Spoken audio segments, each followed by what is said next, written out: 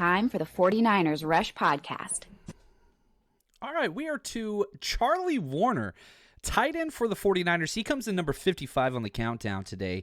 Now, last year he was at 40, so that's a 15-spot drop, and that's going to happen whenever your team drafts not one, but two tight ends to bring in competition. Now, Woerner was on this trajectory to being the permanent installment at the number 2 tight end spot, overtook Ross Dwelley relatively easily. Then Tyler Kroft came in.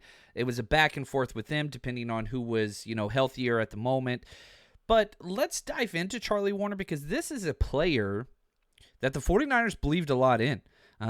Traded multiple assets to go get him, and they really, really liked him. It took him a little while. He got his red shirt kind of year that they always do, started taking snaps away from everybody else. But let's go through his journey and what it took for Charlie Woerner to get to the point that he is today. Want to give a quick shout out to Josh, the 49ers guru. If you're not following him on Twitter, you need to. The dude is a beast. Shout out to him for all the background research on this episode. So Charlie Woerner wears number 89 for the 49ers and fits the height, weight, speed mold very, very well. 6'5", 240. He's got short arms, 31 and 1/8 inch arms. He's 25 years old, still young, younger than a lot of tight ends that were drafted this year. A 1.68 10 cone. All right, that's all right. A 4.78 40-yard dash, not great.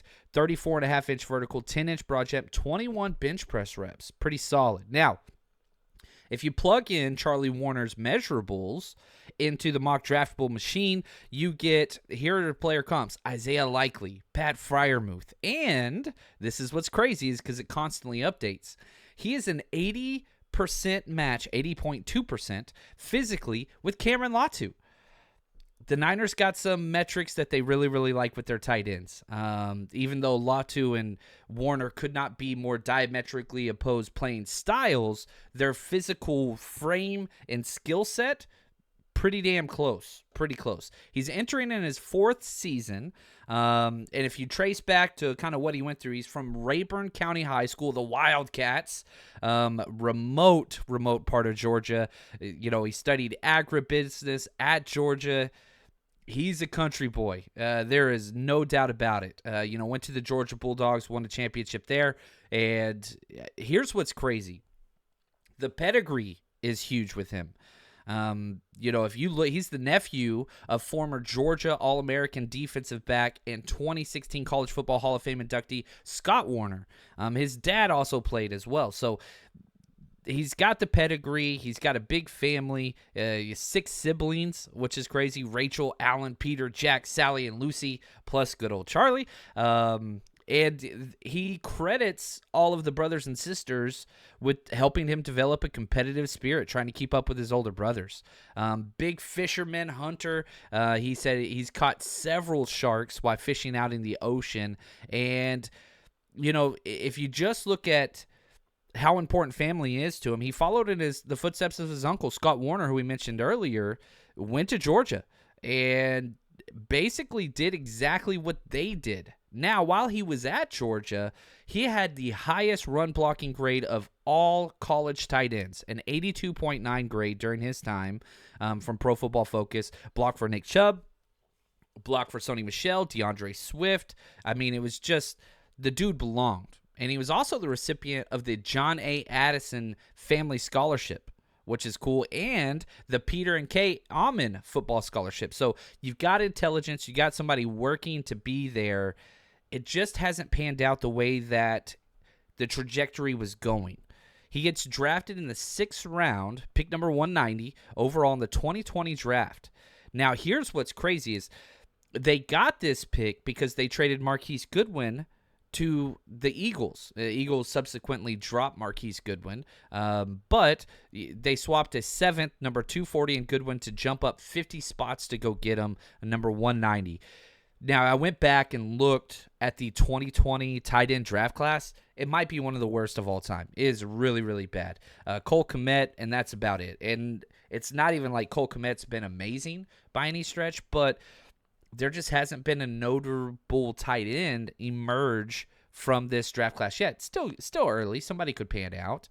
But you look at what Charlie Woerner did in his time in the NFL. he hasn't panned out to be any type of receiving threat whatsoever. He's got 12 career targets. That's it. 8 receptions, 88 yards. That's 11 yards per catch, which is good. He's got a 66% catch rate, which is okay. But he was brought in as a physical elite run blocker. Hasn't really panned out there either. If we look at just what he did last year, now he did struggle with offseason core muscle surgery, similar to what Bosa had before being drafted, and it seemed like it took him a lot longer to come back. He had 215 offensive snaps last year, 159 of which were run blocking. Now, if we look at his grades, yikes. 44.1 offensive grade from Pro Football Focus. Not great. 37.2 passing. That's why he's not getting reps and targets and those things. Now, a 60.6 pass blocking grade. That's good. 51.2 run blocking. That's a little below average. But if you look at what he did in 2021, he had a 73.7 run blocking grade. So if you want to play for Kyle Shanahan, you got to be able to run block. He was on his way to being this elite number 2 run blocking specialist.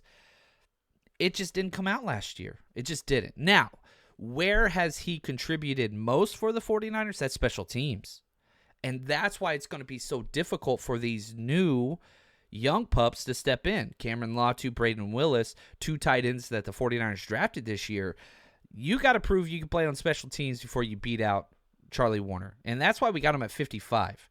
You look at the 53-man roster, I'm not quite sure Charlie Woerner makes it. He's just outside of that for us.